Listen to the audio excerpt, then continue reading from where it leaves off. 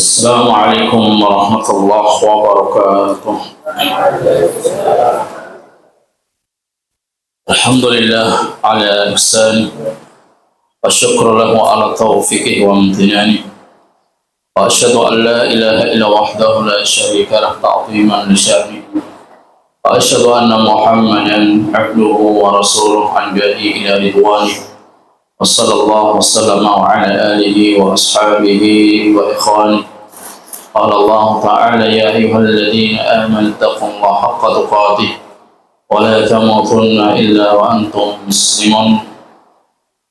وقال رسول الله صلى الله عليه وسلم: من يرد الله به خيرا يفقهه في الدين. أما بعد، أيها الطلبة الأحباء، alhamdulillah, atas izin Allah Subhanahu wa Ta'ala, kita bisa melaksanakan kewajiban kita dalam rangka tafaqquh fiddin, memperdalam lagi ilmu agama kita, dan kita hanya mengharap ridha Allah Subhanahu wa Ta'ala agar ilmu yang kita dapatkan di ma'had ini bisa menjadi ilmu yang berkah, ilmu yang bermanfaat, dan juga berguna bagi diri kita dan juga orang lain. Baik, ayuhat talabah al-ahibah, insyaallah pada kesempatan malam ini kita akan melanjutkan kembali kajian kita, pembahasan dari kitab Syarah Hilyah Talibul Ilmi yang ditulis oleh Syekh Muhammad bin Shalih Al-Utsaimin rahimahullah. Bab baru tentang ar-rihlatu lit-talabi, ya. Jadi semangatnya para ulama dalam menuntut ilmu agama. Ditulis semuanya semangatnya para ulama dalam menuntut ilmu agama. Kata beliau Syekh Bakar Abu Zaid rahimahullah, man lam yakun rihlah lan yakun rahlah, faman lam yarhil fi talab al-ilmi lil bahthi an asy-syuyukhi was-siyahati fil akhdhi anhum fayab'u ta'ahhul yarhil ilayhi, li'anna ha'ula'i al-ulama alladhina madha waqtu fi ta'allumihim wa ta'limihim wa talaqi anhum ladayhi min at-tahrirati ad-dabt والنقاط العلمية والتجارب ما يعز الوقوف عليه أو على نظائر في بطون أسفار. Beliau menjelaskan, ya, hendaknya bagi seorang talib, ya, orang yang ingin mendapatkan ilmu yang bermanfaat, maka dia harus melakukan adanya rihlah. Ya. Apa itu rihlah? Rihlah itu perjalanan jauh dalam menuntut ilmu. Ya. Ini harus suatu keharusan. Ya. Kenapa? Karena kalau dia tidak melakukan suatu rihlah, ya, perjalanan jauh dalam talabul ilmi, maka dia tidak akan mendapatkan taksir, ya, taksirul ilmi, ya, fondasi-fondasi dalam disiplin ilmu itu bisa didapatkan dengan rihlah, ya. Rihlahnya ini bukan untuk senang-senang, ya. Rihlahnya bukan untuk mengikuti sesuai dengan hobinya, tapi rihlahnya itu benar-benar dia talabul ilmu, ya. Dia mengerahkan semua apa yang dia miliki, baik tenaganya, waktunya, kemudian bekalnya untuk talabul ilmi. Maka seperti itulah para ulama benar-benar melakukan juhudnya, semangat dalam talabul ilmi. Sebagaimana kalau kita ingin melihat, ya, kisah para salaf dahulu, ya, Syekh Abdullah bin Hamud Az-Zubaydi, beliau ini belajar kepada Syekh Abu Ali Al-Qali, ya. Beliau ini memiliki kandang ternak di samping rumahnya, ya. Dan beliau ini mengikat tunggangannya di sana. Maka suatu ketika murid beliau Abdullah bin Hamud Az-Zubaydi ini tidur di kandang ternaknya agar bisa mendahului murid dalam menghadiri majelis ilmu. Bayangkan, ya, begitu semangatnya, ya, murid ini hadir lebih dahulu daripada gurunya, ya. Meskipun sampai direwangi tidur di kandangnya, jadi di kandang muridnya tidur di situ untuk apa? Untuk mendahului kehadiran dalam majelis ilmu. Bukan gurunya sudah hadir, kemudian muridnya baru hadir. Atau yang lebih parah lagi, gurunya sudah hadir, sudah masuk kelas, muridnya masih di asrama malah molor, ya, tidurnya. Ini menunjukkan suatu adab yang sangat jauh sekali. Sehingga keberkahan ilmu, manfaat ilmu itu bisa diukur sejauh mana dia itu benar-benar memanfaatkan waktu yang Allah berikan kepadanya. Kemudian ketika beliau ini, ya, muridnya Abdullah bin Hamud, ya, tidur di kandang ternaknya agar bisa mendahului gurunya dalam thalabul ilmi. Kemudian supaya beliau ini bisa mengajukan beberapa pertanyaan, ya. Jadi ketika Anda muncul muskilat atau as'ilah, ya, maka beliau ini tulis, ya, kemudian disampaikan kepada gurunya. Atau bisa juga ketika selesai dars pelajaran, maka beliau pun juga musyafahah, ya, artinya bisa langsung menanyakan secara lisan. Dan ini, ya, kisah-kisah para ulama seperti ini, ya, ketika Allah Subhanahu wa Ta'ala menjadikan semangat himmah bagi seorang talib dalam hatinya untuk terus, ya, menuntut ilmu agama, ini sebuah pelita, ya. Pelita itu adalah cahaya, ya. Jadi ilmu Allah itu adalah cahaya, ya. Dan cahaya Allah Subhanahu wa Ta'ala akan diberikan bagi orang-orang yang memiliki himmah, motivasi yang tinggi dalam talabul ilmu. Begitu juga ada kisah lagi Ibnu Jandal Al-Qurtubi. Beliau pernah berkata, saya pernah belajar kepada Ibnu Mujahid. Pada suatu hari saya mendatanginya sebelum fajar. Fajar itu waktu apa? Ya, waktu subuh, ya, agar saya bisa duduk lebih dekat dengannya. Ketika saya, ya, sampai di gerbang pintu yang menghubungkan ke majelisnya, saya dapati pintu ini masih tertutup. Ya, fajar itu ada dua. Yang pertama, ketika dia terbit jam sepertiga malam, itu namanya fajar apa? Fatih. Ketika sudah masuk waktu subuh, maka itu namanya fajar siddiq. Nah, beliau ini, Ibnu Jandal ini sudah, ya, mendekati di gerbang pintu yang biasa digunakan untuk menghadiri majelis ilmu, dan ternyata gerbangnya masih tertutup, ya, saking semangatnya untuk belajar. Akhirnya apa? Saya berkata ke dalam hati, subhanallah, ya, saya sudah datang, ya, pagi-pagi, tapi tetap saja tidak bisa duduk di dekatnya, ya. Kemudian, ya, kata beliau, saya melihat sebuah, jadi ada terowongan di samping rumahnya.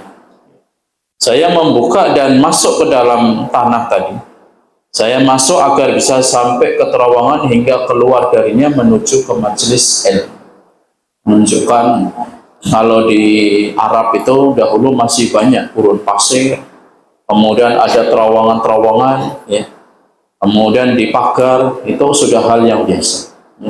Jadi direwangi sampai di gerbangnya masih tertutup, dan ingin dekat dengan beliau dalam bermajlis. Akhirnya beliau pun juga lewat, ya, sebelah rumahnya ada terowongan, kemudian masuk di situ. Ini menunjukkan apa?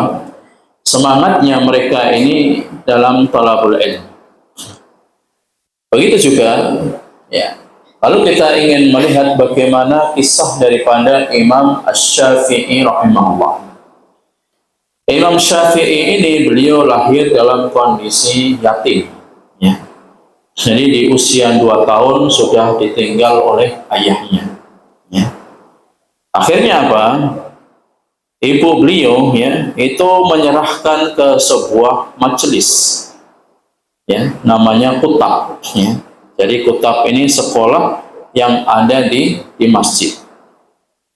Kenapa demikian? Karena ibunya ini tidak mampu untuk memberikan biaya. Jadi untuk mencukupi biaya dalam bermajlis atau sekarang untuk membelikan ATK, ya, buku tulis, nggak mampu. Akhirnya ibunya itu hanya membawakan Imam Syafi'i di usia yang masih kecil, ya, dititipkan oleh para ulama supaya bisa mengambil ilmu istifadah darinya, ya. Kemudian kata beliau, ya, dia tidak memiliki sesuatu yang ingin diberikan kepada pengajar, ya. Jadi nggak punya apa-apa yang akan diberikan, ya, seperti bayar SPP kalau sekarang, ya. Jadi nggak punya sama sekali, ya. Sampai beliau mengatakan, saya mendengar hadis atau pelajaran dari seorang guru, kemudian saya menghafal, saking-sakingnya tidak mampu untuk menyalin, ya, hadis yang disampaikan, kemudian tidak mampu, ya, untuk disalin karena nggak punya buku, nggak punya pena, kolam. Beliau hanya mengandalkan akal untuk menghafal apa yang disampaikan oleh gurunya. Suatu ketika, ya, ketika beliau ini, ya, beliau hanya membawa beberapa alat itu. Jadi ada sebuah tulang putih, ya. Kemudian terkadang beliau nulis di bawah itu, ya. Kalau zaman dulu kan majelisnya tidak seperti sekarang, ya. Ada lantai, ada keramik. Kalau dulu itu kerikil, ya. Kerikil atau padang pasirnya, beliau nulis di situ, ya, pakai tangan beliau. Kemudian setelah itu, ya, beliau kumpulkan tadi, ya, tulang putih, mengambilnya dan menulisnya. Apabila sudah penuh tulisannya, saya menaruhnya ke dalam botol, ya, tulang, ya. Beliau Imam Syafi'i mencari ada tulang, kemudian ditulis diukir. Kemudian setelah itu dimasukkan ke dalam botol. Setelah botolnya itu penuh, ya, maka beliau pun menaruh di tempat yang ini. Saking-sakingnya Imam Syafi'i itu mau belajar, ya. Kalian di sini alhamdulillah fa biha wa ni'mah, ya.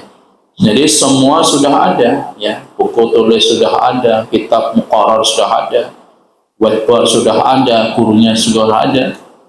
Tinggal apa? Tinggal semangat untuk belajar. Memang seseorang itu bisa mendapatkan manfaat daripada ilmu sesuai dengan pengorbanan yang ia lakukan, ya. Karena kalau dia itu belajar ilmu agama penuh dengan pengorbanan, ketika dapat ilmu itu akan melekat, ya. Sampai kapanpun, sampai dewasa, sampai tua dia masih ingat, ya. Makanya orang-orang dahulu, ya, ketika mereka ini belajar di waktu SD sampai tua itu masih ingat. Kenapa seperti itu? Karena dengan jerih payah yang mereka lakukan, ya, kemudian dengan susah payah mereka mau ke sekolah, ya. Karena di zaman ketika negara kita masih terjajah itu, pakaiannya itu ya paling banter ya karung gitu. Jadi karung dipakai karena nggak ada baju, ya. Jadi karung dipakai kemudian berangkat ke sekolah, ya. Jadi demikian sehingga mereka itu ketika sudah merdeka, sudah tua masih ingat. Dulu belajarnya ini, dulu dipelajari bahasa Jepang, bahasa, ya, macam-macam oleh orang Jepang. Dia masih ingat. Kenapa? Karena ketika belajar itu penuh dengan susah payah, jerih payah. Beda dengan orang yang belajar dia hanya bersantai, ya. Artinya tidak pernah mencatat, tidak pernah menghafal, juga tidak pernah untuk merojaah, sehingga dalam waktu setahun itu udah lupa semua, ya. Jadi pernah belajar tapi ya ketika ditanya nggak tahu, ada di buku tulis. Jadi seperti itu. Oleh karenanya, ya, ayat thalaba al-ahibba, ya. Jadi semangatnya para ulama ini yang harus kita pegang, harus kita itu teladan. Sebagaimana juga kisah ya Imam Syafi'i ini ya, ketika pernah hadir di majlisnya Imam Malik ya, pada waktu itu beliau mengajar tentang kitab Al-Muwatta. Al-Muwatta itu pelajaran hadis. Suatu ketika Imam Malik itu menyampaikan hadis dan Imam Syafi'i tidak mampu untuk mencatat karena nggak punya alat tulis, nggak punya pena, nggak punya apa-apa. Beliau hanya menulis di tanah. Jadi seolah main-main gitu. Ketika ditanya setelah dars selesai, Imam Malik menanyakan, coba diulangi lagi apa yang saya sampaikan. Akhirnya diulangi dari awal sampai akhir, tidak ada yang salah, tidak ada yang keliru. Jadi beliau belajar itu hanya mengandalkan akalnya, hanya mengandalkan hafalan. Karena selain itu beliau sudah nggak punya. Ya. Saat usia kecil 2 tahun sudah yatim. Ibunya juga nggak punya apa-apa untuk menyekolahkan. Ya. Beliau hanya mengandalkan hafalan saja. Tapi Masya Allah ya. Sekarang bagaimana kita melihat ya, kitabnya para ulama ya, Imam Syafi'i ya, meskipun beliau sudah meninggal dunia, tapi nama beliau masih harum, masih sering dipanggil ya, masih sering disebut-sebut.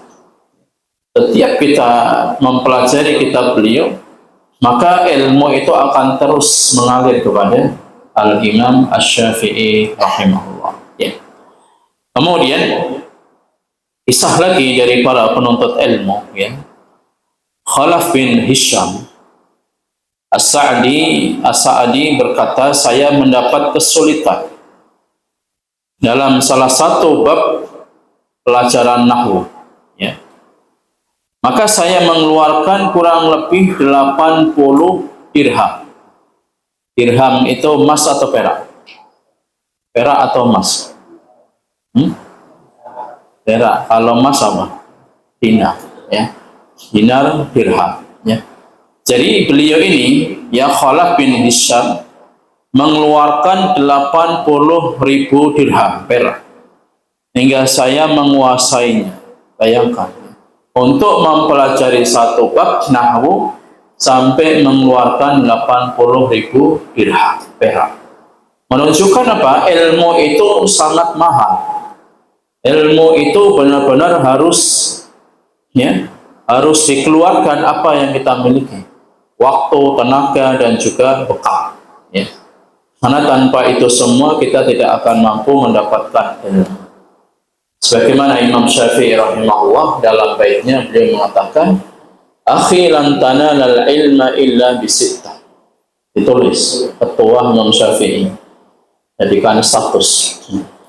Jadi wahai penuntut ilmu, ya, engkau tidak akan mendapatkan ilmu agama maksudnya, sampai engkau benar-benar ya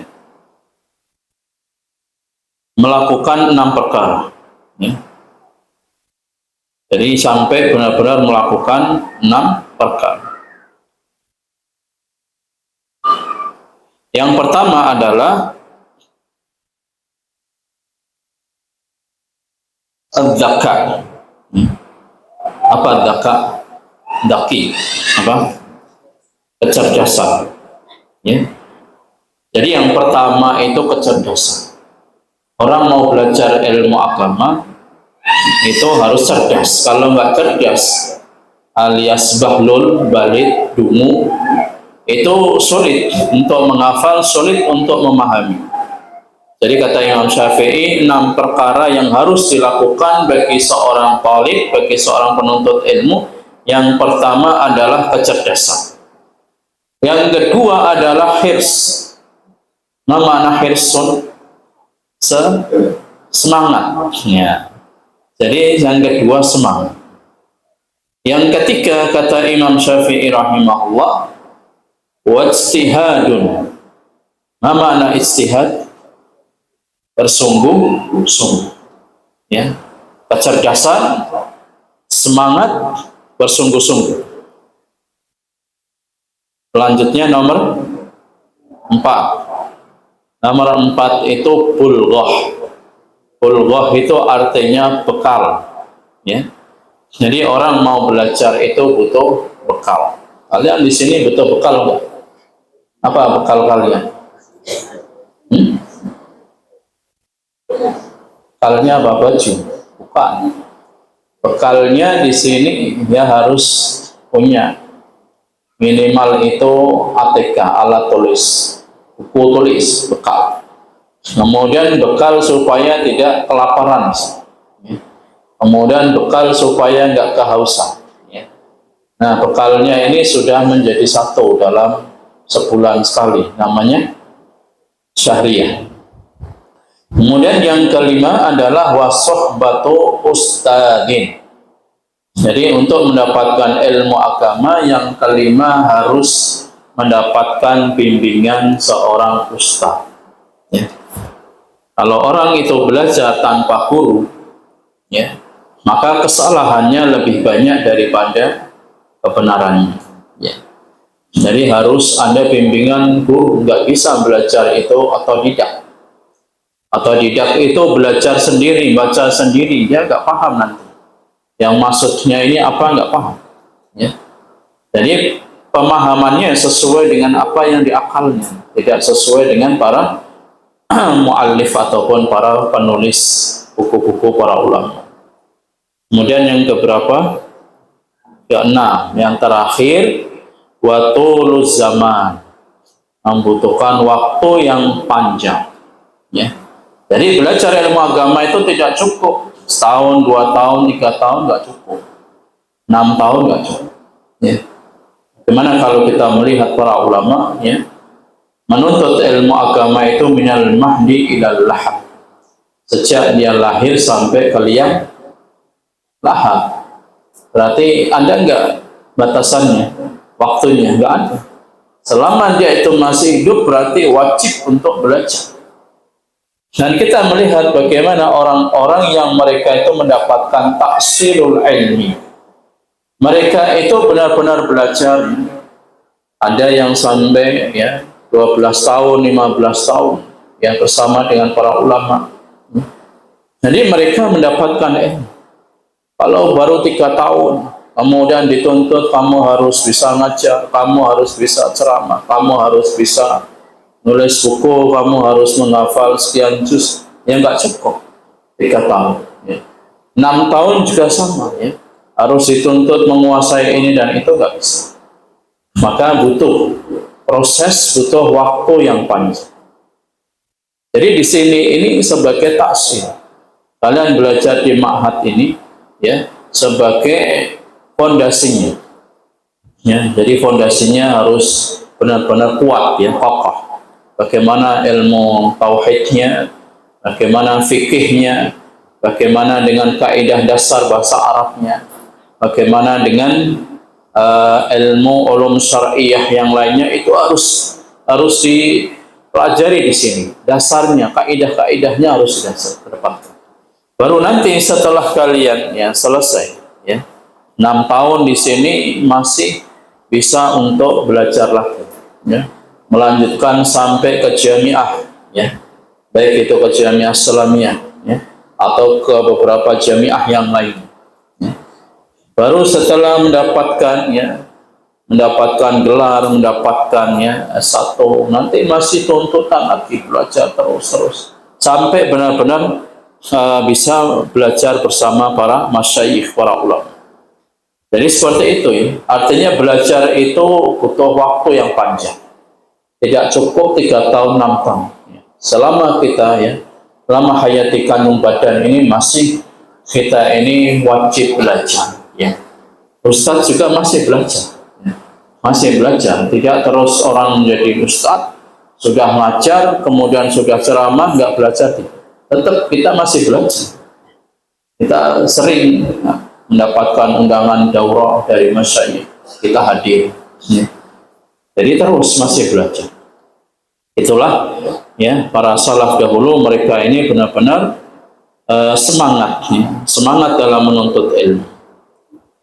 Kemudian, ya, ayat talaba al-hibah, ya, kata Syekh Muhammad bin Shalih Al-Utsaimin rahimahullah, ya. Jadi orang yang benar-benar ingin mendapatkan tahsilul ilmu, fondasi dasar yang kuat dalam menuntut ilmu, maka dia itu harus melakukan rehlah, perjalanan jauh dalam gelapnya. Tidak cukup ya dari Kualeri ke Sidomukti, nggak cukup ya. Atau dari Purworejo ke Sidomukti nggak cukup. Itu paling berapa, satu ya sekejap udah nyampe rumah. Tapi dibutuhkan waktu yang panjang ya. Dibutuhkan perjalanan yang jauh. Supaya apa? Supaya kita ini bisa fokus ya. Supaya pikirannya itu nggak pengen pulang terus, pikirannya nggak ingin ketemu keluarga terus. Kalau di awal nggak apa-apa ya, untuk jenjang mutawasithah SMP belajar di sini nggak apa-apa, dekat. Tapi nanti ya setelah selesai, setelah tamat dari pesantren, kalian harus punya semangat yang tinggi. Kalian harus bisa keluar dari daerah ini. Supaya apa? Supaya tidak seperti kata dalam apa? Dalam Tempur. Jadi tahunnya itu ya Melari, Purworejo, Narubani. Hanya itu saja, nggak tahu ya dunia luar tentang belajar agama seperti apa. Jadi kalian itu harus keluar dari sarang kalian, keluar dari tempurung kalian, keluar dari sanggar kalian. Jadi harus belajar, harus sampai benar-benar menghadiri majlisnya para ulama, masyayikh. Jadi kita pun juga sama. Dulu Ustadz juga sama seperti kalian, ya, belajar di pesantren, pindah lagi, pindah-pindah. Kemudian sampai Allah berikan kemudahan, ya, bisa sampai ke luar negeri, bisa menghadiri majlis para masyayikh, dan terus semangat terus belajar. Sampai saat ini juga kita masih terus ya, belajar menghadiri beberapa daurah masyayikh. Jadi supaya apa? Supaya kalau kita belajar itu tadi wasuhbatu ustadin, belajar itu harus ada bimbingan seorang guru. Nggak bisa otodidak, nggak bisa kita belajar dengan dirinya sendiri, nggak bisa. Karena kalau orang belajar otodidak ya, dengan dirinya sendiri, kesalahannya lebih banyak daripada kebenaran. Ini pernyataan para ulama. Sehingga ya, kalau kita ingin mendapatkan tafsir ilmi, sekali lagi kita itu harus mencatat. Tidak bisa mengandalkan dengan hafalan kita. Karena hafalan kita tidak seperti hafalannya Imam Syafi'i. Imam Syafi'i dari awal majelis sampai akhir beliau menghafal ya, ketika disuruh mengulang tes sudah langsung cepatnya, RAM-nya itu udah 10 ya. Jadi RAM-nya cepat itu, nggak lemak gitu. Kalau RAM-nya 2 kan lemak ya. Jadi RAM-nya itu sangat kuat. Itulah hafalannya seorang Imam Syafi'i. Ya. Kemudian Imam Ahmad juga sama, ribuan hadis ya. Ribuan hadis ada di otak beliau. Ya. Prosesornya juga tinggi. Ya. Kalau kita ya, kita nggak bisa mengandalkan hafalan kita, ya. Sudah RAM-nya di bawah 2 GB, ya. Kemudian malas mencatat, ya apa yang mau diandalkan apa? Nggak bisa. Ya. Jadi harus tahu diri, ya. Kalau hafalannya lemah, ya harus mencatat. Banyak al-ilmu sayyid, ya. Ilmu itu seperti apa? Hewan buruan. Sayyid, ya, qayyid suyudaka bil kitabah wathiqah. Ikatlah buruan kalian itu dengan tali yang kencang, yang kokoh. Artinya ketika kita dapat ilmu, kita catat. Kemudian nanti setelah itu kita baca-baca lagi, mau tidur ya, sempatkan paling hanya 5 menit lah. 5 menit tadi apa sih yang saya catat dari pagi sampai malam dibaca. 5 menit aja, nggak usah banyak, tapi itu lakukan terus menerus. Itu akan menjadi faedah ilmu yang akan kalian dapatkan daripada tidak dibaca, ya, daripada tidak dibaca sama sekali. Meskipun ketika kalian itu mencatat, kemudian membaca ini kadang kan nggak paham, ini yang saya catat itu maksudnya apa? Ya, yang penting baca aja tuh. Ya. Yang penting dibaca, paham nggak paham itu nanti belakang. Yang penting dibaca, apa yang kalian catat dibaca lagi, dibaca. Nanti kalau nggak paham baru ditanyakan. Jadi seperti itu ya, ada waktu yang khusus kalian itu bisa untuk merojaah. Ya. Jadi yang kalian dapatkan dengan cara seperti itu tadi, ya. Yang pertama dicatat, kemudian sebelum tidur nanti dibaca, waktunya 3-5 menit, itu nggak usah lama-lama, nggak usah 1 jam, 5 menit aja sebelum tidur dibaca, ya. Tapi itu rutin, kalian lakukan rutin terus-menerus, ini akan menjadi sesuatu pemahaman yang bagus, kemudian mendapatkan ilmu yang berfaedah, nanti akan terus berkembang seperti itu. Jadi begitu ya. Jadi belajar itu bukan karena besok PTS. Besok PTS harus lemburan, nggak tidur malam, nggak seperti itu belajar. Ya.